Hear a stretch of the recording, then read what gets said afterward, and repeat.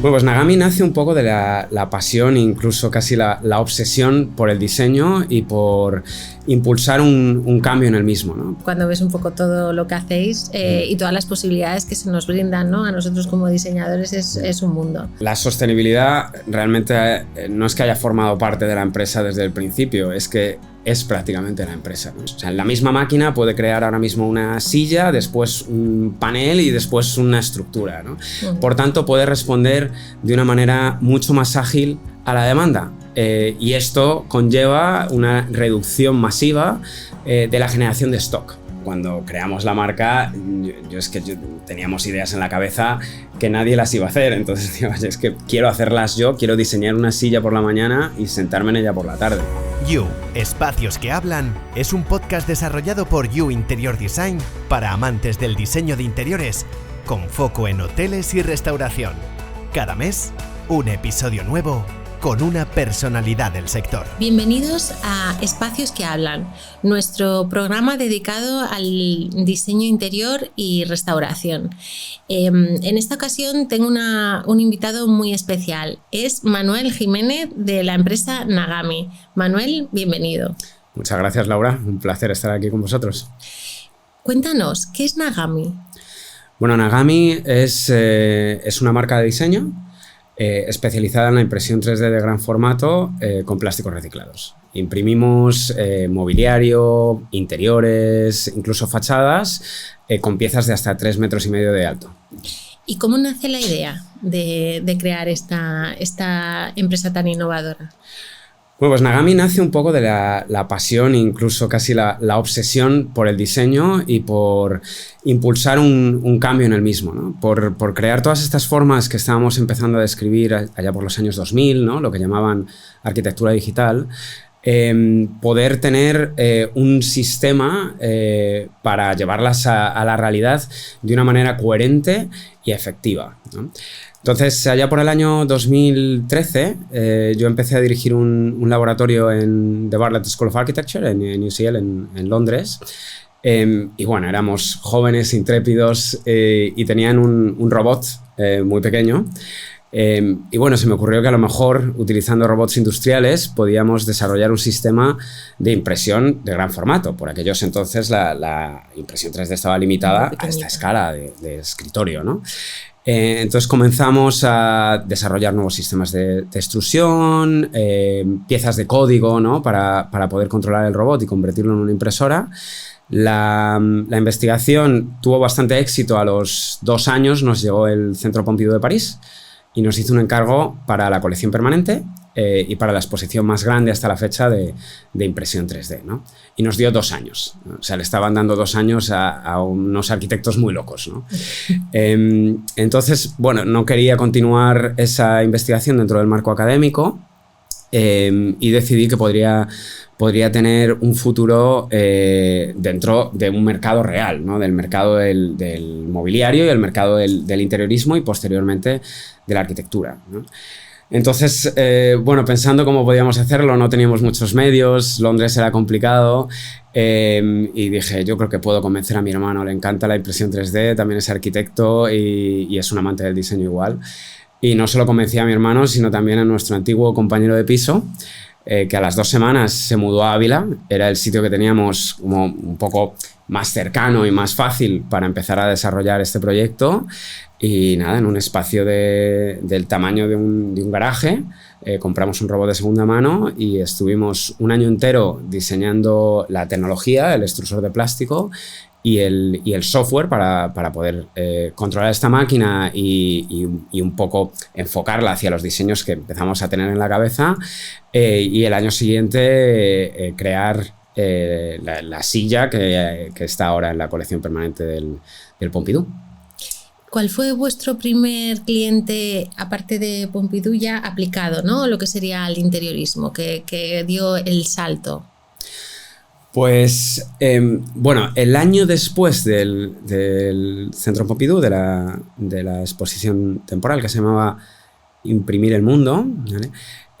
Lanzamos la marca, ¿no? Entonces, realmente no teníamos un cliente, pero queríamos ejemplificar pues, objetos que eran completamente inverosímiles con tecnología, llamémoslo, tradicional, ¿no?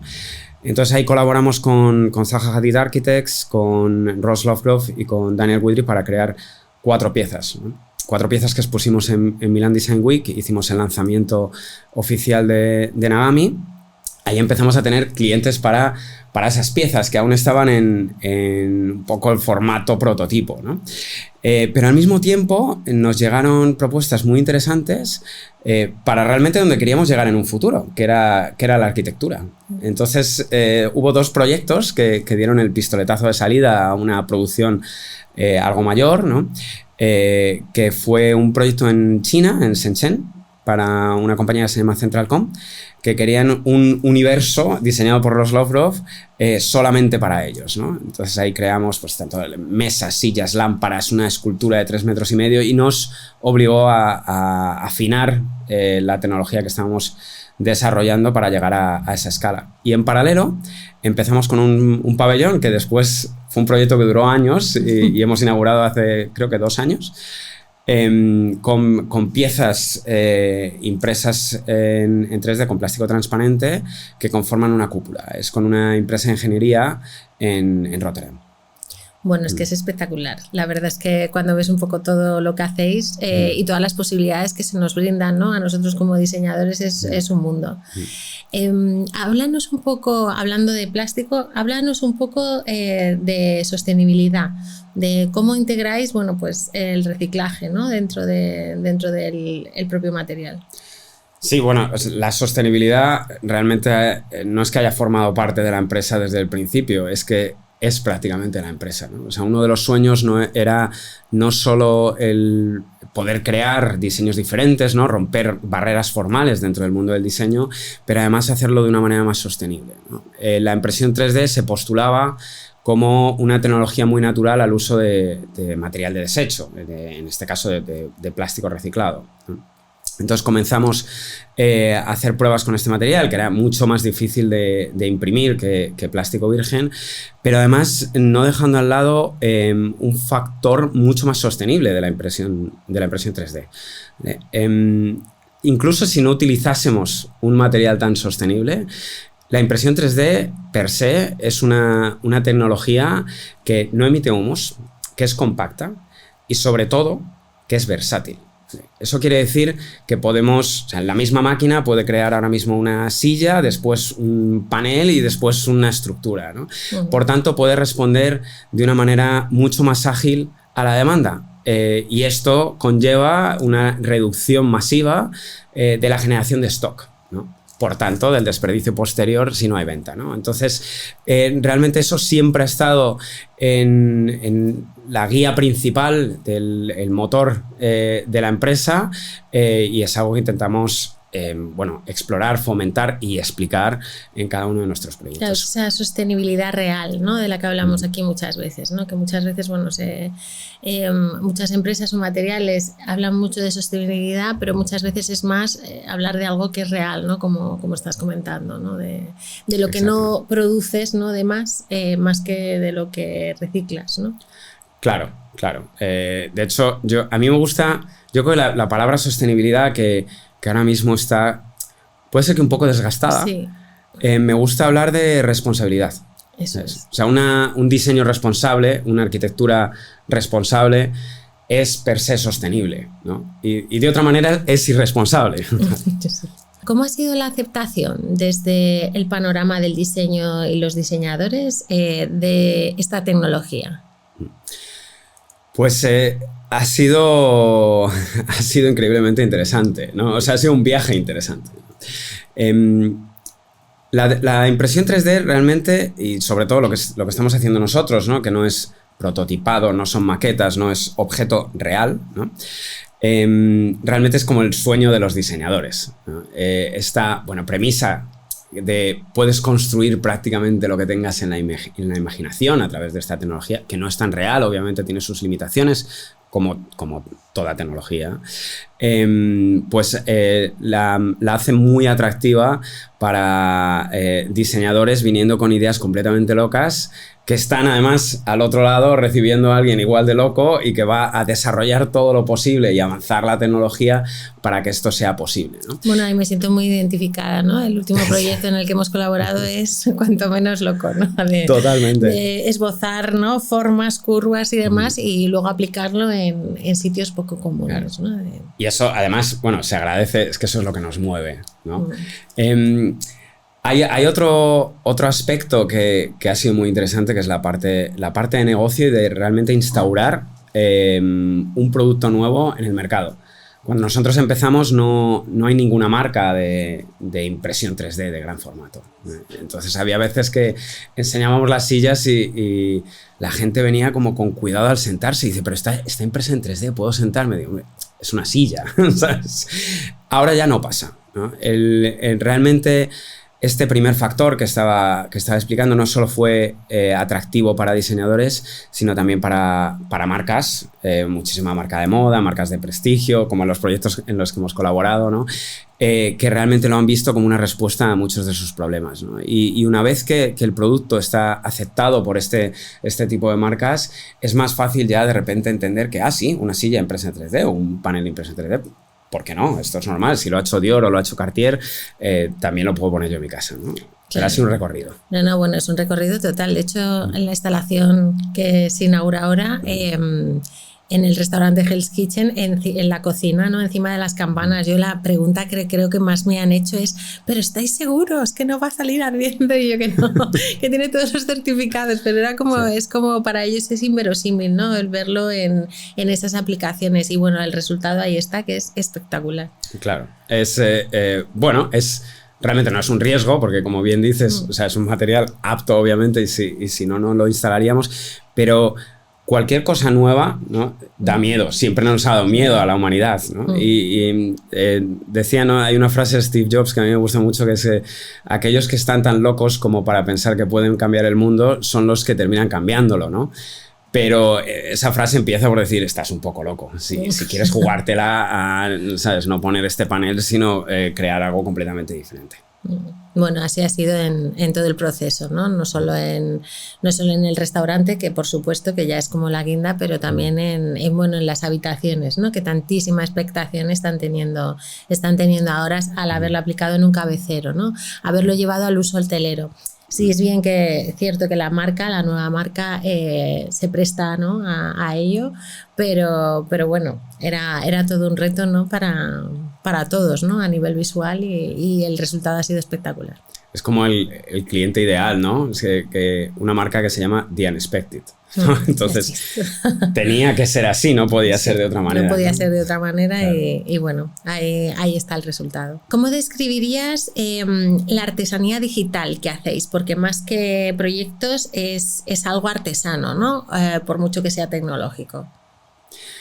Sí, esta es una pregunta muy interesante porque bueno, hay muchísima gente, muchísimo público que al ser una tecnología nueva siguen comulgando con esa premisa de, bueno, lo que llamamos el mito del botón de imprimir, ¿no? Mi equipo lo llama Control P. Tú simplemente dale a imprimir, ¿no?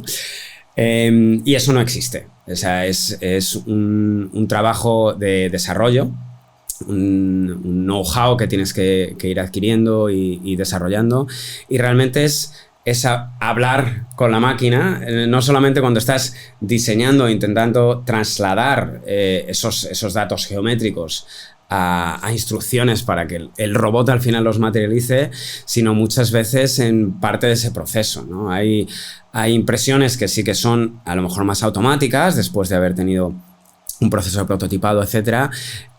Hay otras que, bueno, pues que estamos mezclando los colores manualmente, estamos haciendo pruebas de material. ¿Qué pasa si mezclas un plástico con otro? Ahora estamos utilizando plásticos que integran desecho orgánico. Tenemos plástico con un 30% de pozos de café, de cáscaras de ostra, de madera, ¿no? Y que además, o sea, huelen y suenan y aparecen al tacto como esos materiales, ¿no? Tiene un punto de unexpected también, ¿no? ¿Y esto qué es exactamente? Detrás de la utilización de todos estos materiales y la creación de geometrías nuevas hay un proceso de desarrollo constante. Hay veces que nos preguntan si tenemos un departamento de I+D. No, es que todo lo que hacemos es yo creo que se nota la pasión y bueno, y el conocimiento técnico, ¿no? que hay detrás a nivel de diseño, ¿no? para poder generar toda esa fantasía, ¿no? que os trasladamos y poder darle forma, porque al final es un material nuevo. Que bueno, sí, te imaginas una forma y demás, pero el desarrollarla o el cómo ensambla, o sea, todo eso es un arte veros luego en acción, ¿no? Y ver cómo se desarrolla y cómo se materializa. Sí, totalmente. Y de hecho, y esto es el principio, ¿no? O sea, ahora estamos, algo que a mí me apasiona, yo soy arquitecto, mis dos socios también, ¿no? Y al final, aunque nos encante el desarrollo de producto, lo vamos llevando cada vez más al marco de la arquitectura, ¿no? Y te empiezas a encontrar problemas como muy mundanos o muy banales, como ¿y ahora cómo integro una bisagra? ¿Cómo es una puerta impresa en 3D? ¿No? ¿Cómo puedo hacer una parte impresa en 3D con un carril, una parte que se mueve? ¿Cómo funciona en nuestro material para envolver una campana de una cocina, ¿no? Ese tipo de problemas que son como muy tectónicos requieren una reinvención de la forma, ¿no?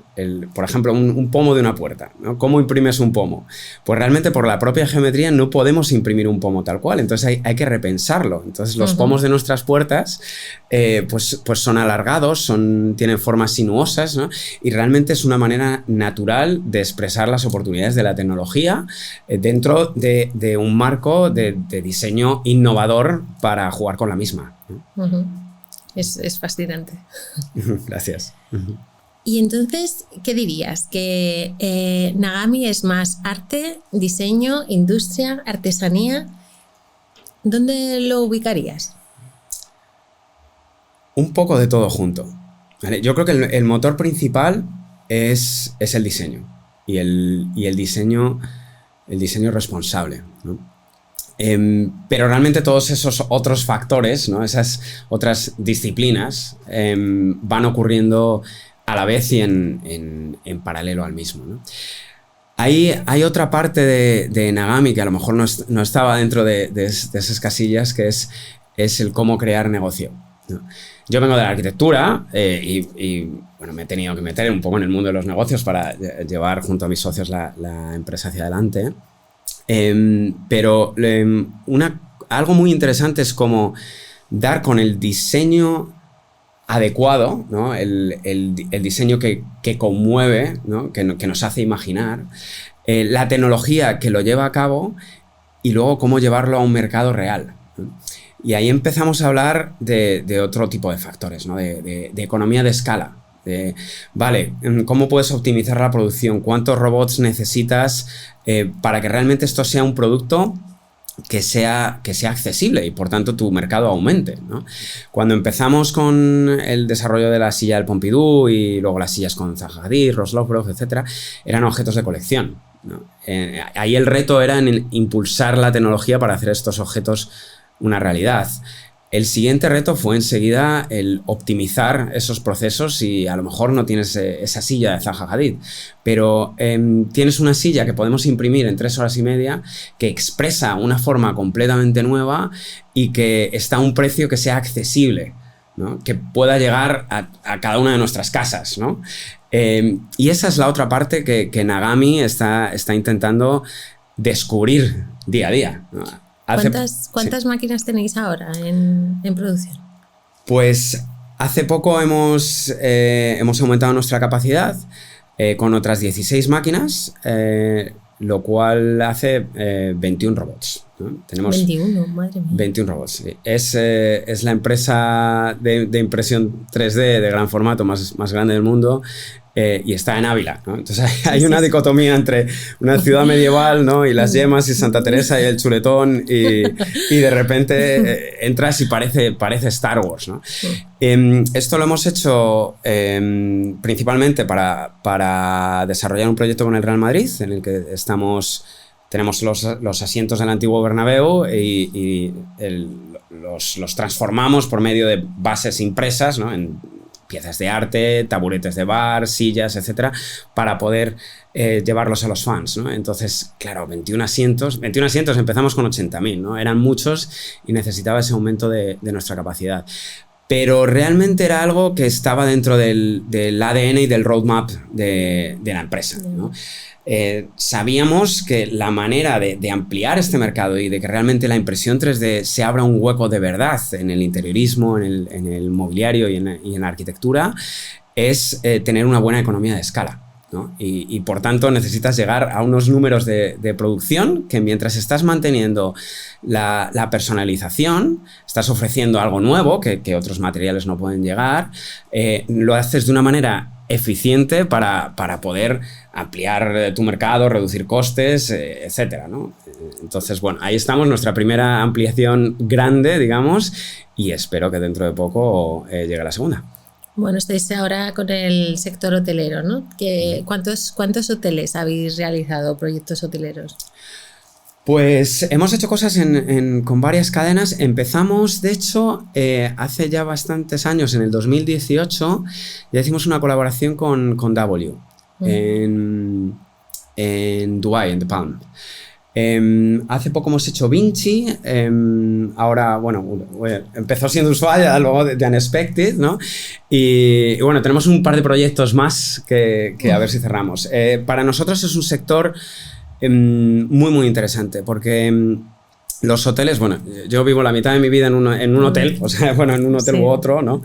Y al final lo que busco y creo que buscan gran parte de los usuarios son experiencias, ¿no? Y esas experiencias van con la idea de marca, con el cómo te sientes en la habitación, ¿no? Realmente tienes una oportunidad de oro, que es no tienes que habitar ese espacio durante años y años, ¿no? Porque no es esa inversión, sino que vas a ir un par de días, una semana y te vas. Y realmente creo que tanto la habitación del hotel como todo el proceso hasta llegar a la misma, ¿no? Y a disfrutar de las instalaciones, tiene que ofrecerte una experiencia única. Entonces nuestro producto está casando muy bien con esa idea, ¿no? Sí, con la búsqueda, ¿no? de diseños nuevos, ¿no? E innovadores. Sobre todo en hoteles nos pasa constantemente que al final intentas eso, que el cliente tenga una experiencia totalmente diferente a la que tiene en su casa, ¿no? Y hoy en día sí que es verdad que el diseño cada vez más, ¿no? En casa, bueno, pues nos preocupamos más, ¿no? por la estética. Pero claro, cuando vas a un hotel todavía tiene que ser un punto más allá, ¿no? Exactamente. Y además te atreves más, ¿no? Sí, por supuesto. O sea, que a lo mejor no te pondrías esto en tu casa, pero estar un par de días en esa habitación te encanta. No, en tu casa tienes más un estilo, bueno, pues más acorde, ¿no? A tu personalidad y demás, pero cuando vas fuera, pues puedes ir probando, ¿no? Probándote diferentes personalidades, ¿no? Cómo serían los diferentes diseños. Sí, es como que te metes en diferentes pieles, ¿no? Y claro, o sea, nosotros ahora, por ejemplo, en The Unexpected hemos hecho 15 suites, ¿no? Más la presidencial, ¿no? Claro, hacer algo personalizado, ¿no? para tan pocas unidades, con otro tipo de industria es prácticamente imposible. O sea, si esto tuvieras que hacerlo con moldes, pues claro, no puedes cubrir el coste inicial. Aparte que las habitaciones son circulares y claro, no son exactamente iguales todas, entonces bueno, la complejidad, ¿no? que ha tenido es mayúscula. Necesitas algo adaptable, ¿no? Y esto es algo que estamos, de hecho, explorando en varios proyectos, no solo en hoteles, sino, por ejemplo, ahora hemos terminado una silla con Porsche, ¿no? Que también lo hicimos con el Teatro Pereira, de hacer un mobiliario personalizado, pero para unidades muy limitadas, ¿no? Son 250 sillas, 250 taburetes. La silla Porsche ha salido con 250, ¿no? A un precio muy asequible, para este pabellón que ahora está en Roma, ¿no? Antes no podías imaginar el diseñar una silla completamente nueva para ti, para tu marca, que beba de tus valores, de tus formas, de lo que quieres reflejar, para 250 unidades, ¿no? Es imposible. Entonces yo creo que ahí tenemos un futuro maravilloso por explorar. Sí, la verdad que tenéis un futuro prometedor, porque al final, bueno, todos los diseñadores, sobre todo de interiores, bueno, nosotros al final, bueno, de hoteles siempre accedes, ¿no? a sobre todo en proyectos así tan espectaculares, accedes a otro tipo de materiales. Pero también, bueno, lo hemos visto ahora en Caja Decor, que lleváis 2 años, el éxito, ¿no?, que ha tenido y que todo el mundo se quedaba fascinado y lo quería aplicar a todos los lugares, ¿no? Con otro tipo de diseñadores, ¿no?, que están más orientados también a las viviendas, ¿no? Claro.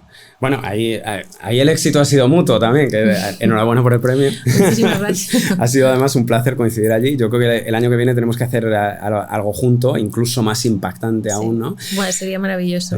Realmente es un marco fascinante, ¿no? Sí. Porque empiezas a imaginar interiores que a lo mejor nunca habías pensado, ¿no? No solo para un hotel, sino para tu propia casa. Y bueno, y esto... este nuevo material o este material que le estamos dando la vuelta y utilizando de una manera diferente, ¿no? Sí. Y eso es algo que yo creo que a los diseñadores y a los interioristas y arquitectos lo que nos mueve y nos inspira. Sí, aparte es como si fuera la pasarela, ¿no?, del interiorismo, pero que tiene acceso a todo el mundo, ¿no? Porque al final es una exposición que va a verla muchísima gente.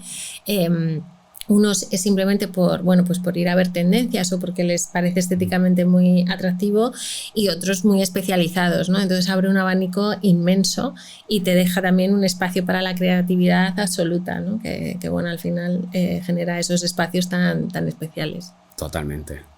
Yo por eso lo disfrutamos y por eso seguimos haciéndolo. Sí. ¿Cómo crees que ha ido evolucionando el uso del plástico en la industria y qué retos les ves de cara a futuro?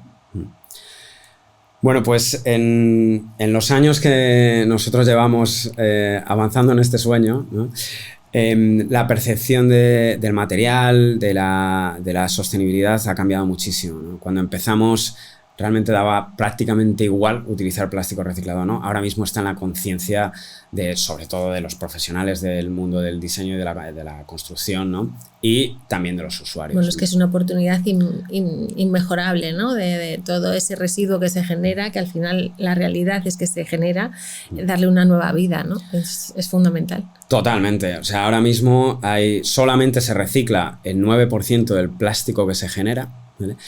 Y hay aproximadamente 8 veces más peso en el planeta en plástico de desecho contabilizado que en personas, ¿no? O sea, barbaridad. Es increíble. Cada uno de nosotros equivale a 650 kilos de plástico.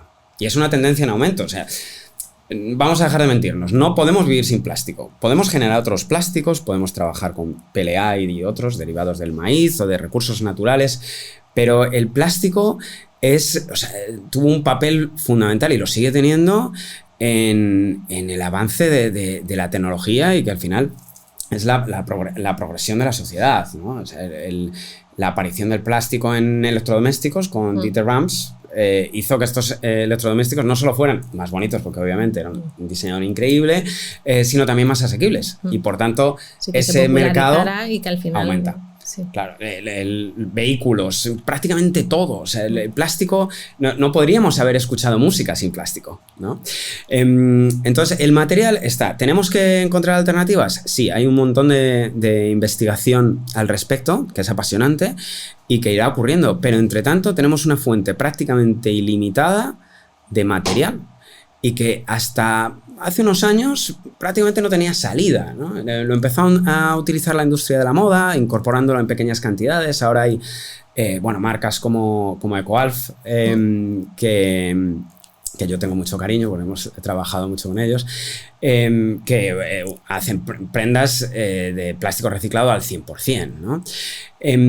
Realmente el salto cualitativo, la verdadera aceleración de la industria del reciclaje ocurre cuando ese material llega a formar parte de industrias que mueven grandes volúmenes, ¿no? Ya sea la decoración, el interiorismo y sobre todo la arquitectura y la construcción, ¿no? Entonces yo creo que tenemos una labor por intentar incorporar ese material en la medida de lo posible, ir aumentando esa incorporación para que llegue a esas escalas, porque en cuanto tengamos edificios que incorporan una fachada de plástico reciclado, la cantidad de toneladas que estamos sacando de los vertederos es increíble. Y aparte que es de larga duración, que no es una cosa efímera, o sea que al final va a estar durante la vida útil, ¿no? de un elemento arquitectónico es muy, muy longeva. Entonces al final ya no solo es el hecho de que lo recicles, o sea que lo reutilices, sino que esa reutilización va a estar ahí durante muchísimos años, ¿no? Por supuesto. O sea, lo bueno y lo malo que tiene el plástico es que no se desintegra, va a estar con nosotros para siempre. Ahora hay plásticos que sí que cuando llegan al mar en X años se desintegran, en teoría. Lo suyo es que no lleguen al mar, eso lo primero, ¿no? O sea, hay que ser responsable en toda la cadena de producción. Pero es un material muy apto para muchísimas utilidades, paramentos interiores, exteriores, ¿no? Que realmente tenemos que potenciar y utilizar. Y en exteriores, háblame un poco del plástico en exteriores, ¿no? Porque siempre nos genera un poco de dudas, bueno, pues por si amarillea, el comportamiento que tendría, el comportamiento al sol y demás. Háblame un poquito.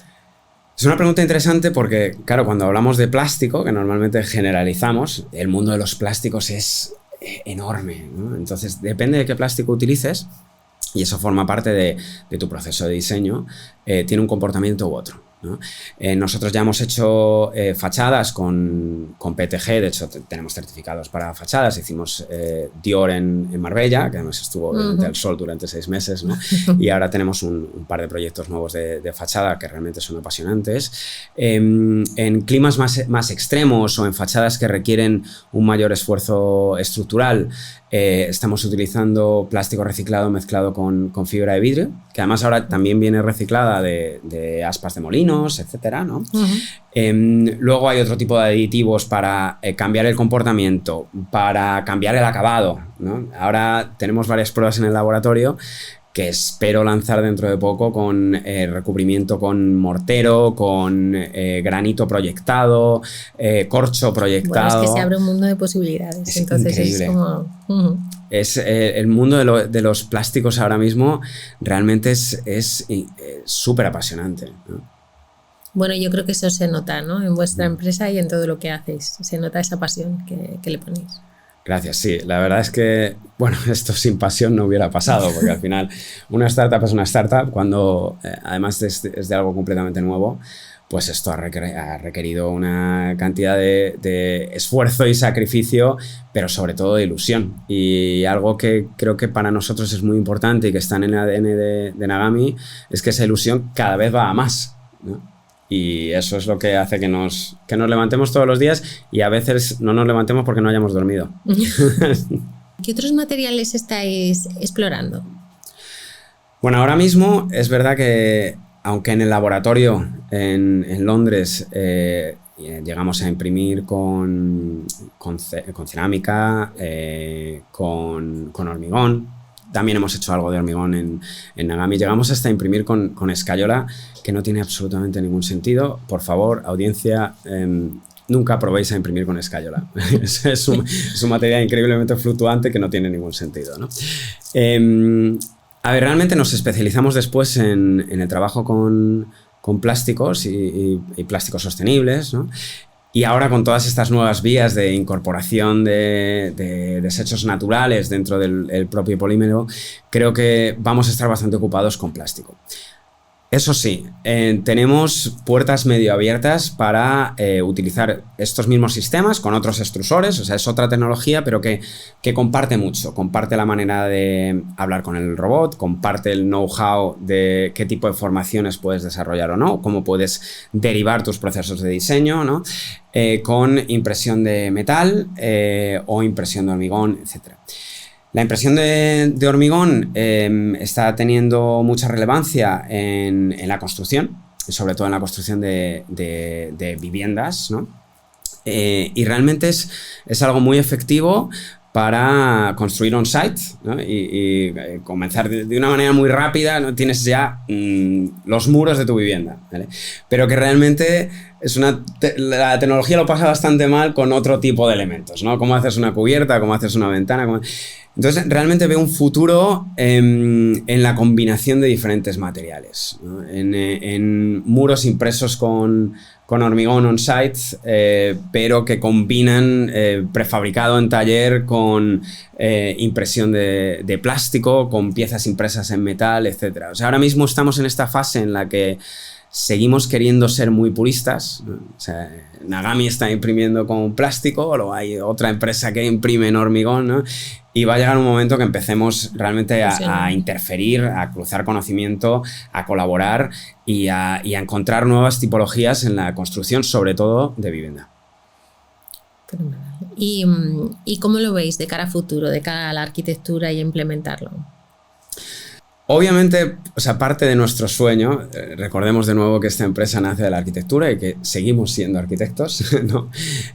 Incluso lo somos cada vez más, es llevar la tecnología a la construcción, y no solamente de edificios pequeños, de edificios emblemáticos, pero realmente el cambio de verdad se producirá cuando llegue a edificios de viviendas, ¿no?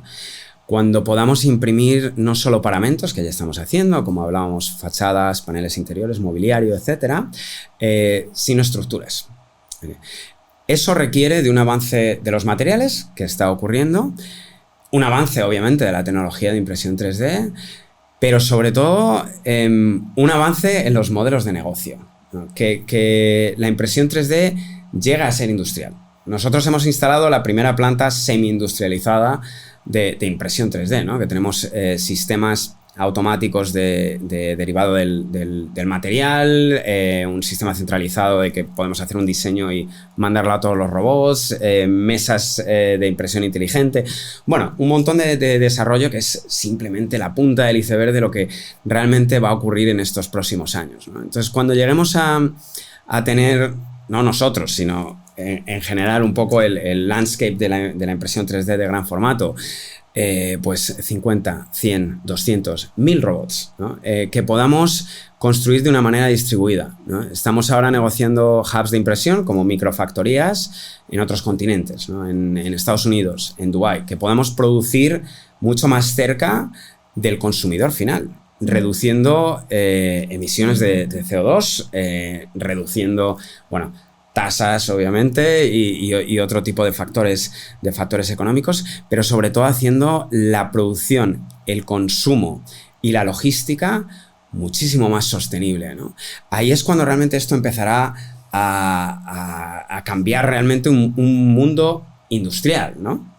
Y en esa industria, en la industria de la construcción, lo predominante y lo que realmente tiene mayor valor social es de hecho la vivienda. O sea, cuando podamos generar piezas para una vivienda cerca de donde se va a construir, no solo con hormigón, sino con otro tipo de materiales, y poder realmente satisfacer todas las necesidades que tiene un usuario de una vivienda dentro de la impresión 3D, y esto lo hagamos dentro de una economía de escala que pueda ser asequible, el cambio en la arquitectura... Es una revolución en toda regla, vaya, no... Totalmente, ¿no? Lo llaman Industry 4.0, que es como la nueva revolución industrial. Eso es. Llevamos diciendo que estamos en ella unos años. Yo todavía no considero que estamos en ella, pero considero que son esos pasos. Bueno, que estás en los pasos previos, ¿no? a llegar a ella, ¿no? Es como... Bueno, es como cuando empezaron cuando se empezó, ¿no? Con la inyección de plásticos, ¿no? Y demás, y popularizó muchísimos elementos, ¿no? Que al principio eran objetos icónicos de diseño y luego ya se popularizaron.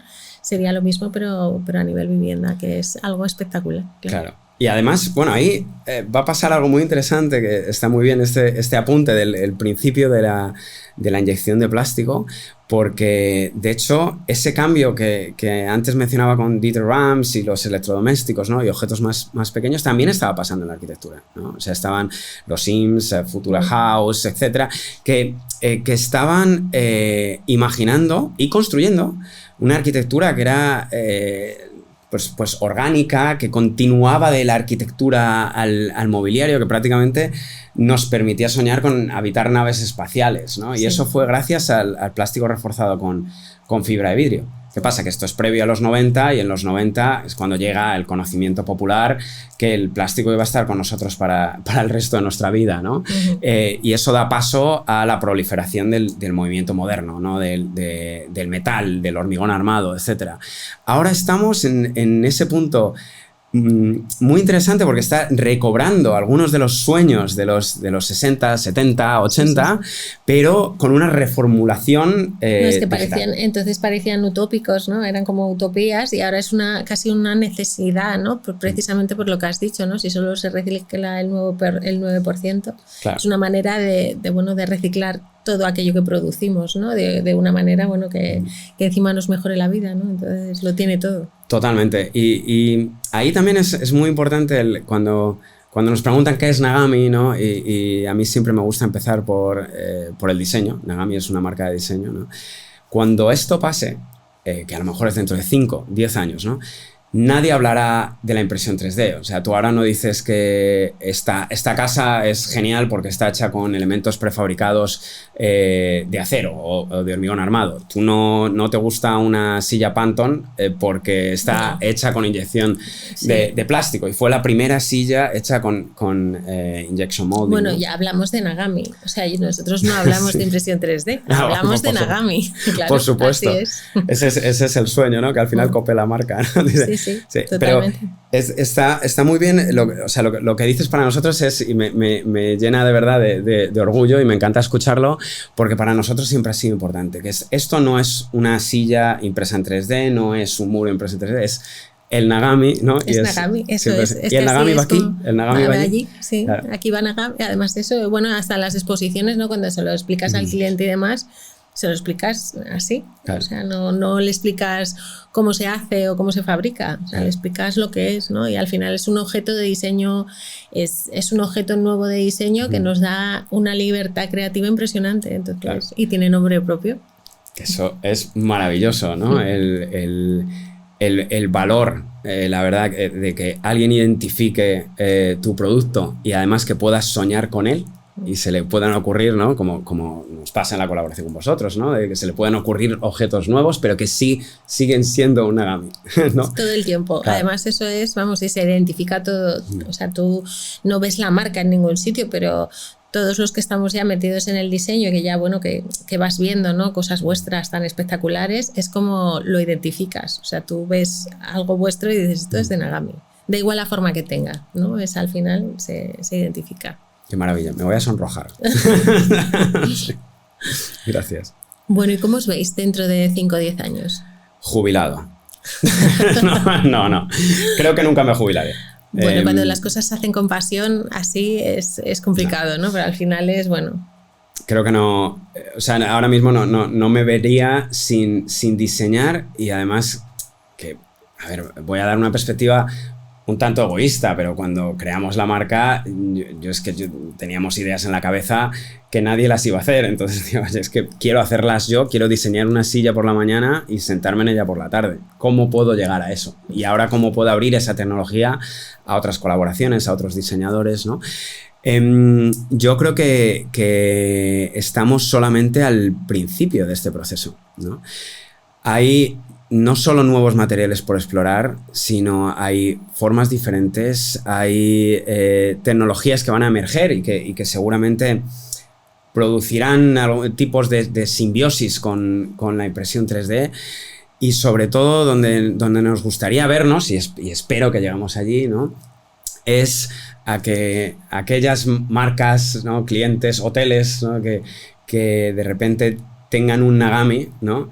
Es porque tienen algo dentro del corazón, dentro de la creatividad, ¿no? Que quieren explotar aún más. O sea, estamos en esta fase de crecimiento en la que pues ahora ya no queremos hacer solo 15 habitaciones, queremos hacer 30 habitaciones para uno, 200 para otro, hacer algo completamente inverosímil cuando estás entrando a un espacio, ¿no? proyectos como el que hemos hecho con EcoAlf, ¿no? que es realmente reflejar un clima completamente diferente, ¿no? Es una atmósfera nueva, está en las Rozas Village, ¿no? Creo que van a empezar a ocurrir más, ¿no? Y tanto en el exterior como en el interior. Y al mismo tiempo acabamos de lanzar el catálogo de producto, que tenemos casi 70 referencias, y espero que Nagami llegue más a las casas de todo el mundo, ¿no? Bueno, pues que aquellos que le están aportando o que tienen una pasión por el diseño, podamos llegar a ellos, ¿no? Y para eso, bueno, estamos intentando diseminar también un poquito la marca. Hemos abierto showroom en Jorge Juan. Abrimos, de hecho, la semana que viene, showroom en Ibiza, en Marina Botafogo. ¿Ah, sí? Sí. Lo veremos. Claro, tendrás que venir a la inauguración. Y en Denia también, ¿no? Y estamos en esa fase como de expansión de la marca para que la gente no solamente lo conozca, sino que sepa que realmente puede acceder a eso y que si tiene un sueño, venga y nos lo comente, ¿no? Que a lo mejor no le gusta esa silla, pero le gustaría que fuese de otra manera, ¿no? Y nosotros estamos abiertos y esperando ese tipo de conversaciones y es lo que nos emociona. Bueno, te vamos a hacer ahora una pregunta que nos dejó nuestro invitado de la sesión anterior. Yo tengo una costumbre también que es cuando, no solamente en mi casa, en los hoteles también, cuando entro en una habitación me descalzo. Y ahí ya y dependiendo del material que aparezca en el suelo, pues aparecen ciertas sensaciones. Entonces, quiero saber si el resto de la gente hace lo mismo, si soy yo en raro, que creo que sí, y saber si lo que les gusta al final cuando pisan un pavimento es sentir calidez, sentir una textura o sencillamente no se fija en ello y no le echan cuentas. Bueno, a mí me encanta sentir frío, mucho frío. Me gustan los sitios donde, esto no sé si es algo extraño, pero me gusta, sobre todo en un hotel, me gusta entrar en una habitación y que me recorra un escalofrío de abajo arriba. No sé por qué, me encanta, ¿no? Y a ver, yo creo que es una combinación de todo, ¿no? Es del suelo y que el suelo te transmita una sensación y que el espacio te impacte, ¿no? Algo que me fascina es cuando abro la puerta y es un wow, pero ¿esto qué es? Y hay veces que es esto que es como, no sé si voy a poder dormir aquí, o esto que es, me encanta, o no sé describirlo, ¿no? Es como entre reacción física y emocional, ¿no? Es una mezcla, ¿no? De la percepción, ¿no? que tienes de los materiales y de las emociones, ¿no? Del momento que estás viviendo. Sí, es como, ¿no? La experiencia del primer paso, ¿no? El primer paso en la habitación. Es maravilloso. Sí. Fenomenal. Y ahora déjanos una pregunta para nuestro siguiente invitado. De todo aquello que siempre nos esperamos encontrar en una habitación de hotel, ¿no? ¿Cuál es el objeto de diseño que te gustaría repensar por completo? Bueno, es increíble. La pregunta da muchísimo juego. Da juego, ¿no? Estamos esperando al nuevo invitado para que nos la conteste. A ver, bueno, estoy curioso. Pues nada, muchísimas gracias, millones de gracias por habernos acompañado, por esta charla tan sumamente interesante. A vosotros. Y bueno, por todo lo que aportas, ¿no? Que al final es todo un mundo de posibilidades a todos los que nos dedicamos al diseño y eso es una maravilla y un mundo nuevo por descubrir. Bueno, y hasta aquí este episodio. Millones de gracias a todos. Soy Laura Huerta, directora de You Interior Design. Adiós, adiós. Has escuchado el último capítulo de Espacios que Hablan, un podcast desarrollado por You Interior Design para amantes del diseño de interiores con foco en hoteles y restauración. No te pierdas nuestros capítulos en YouTube, Spotify y todas las plataformas digitales.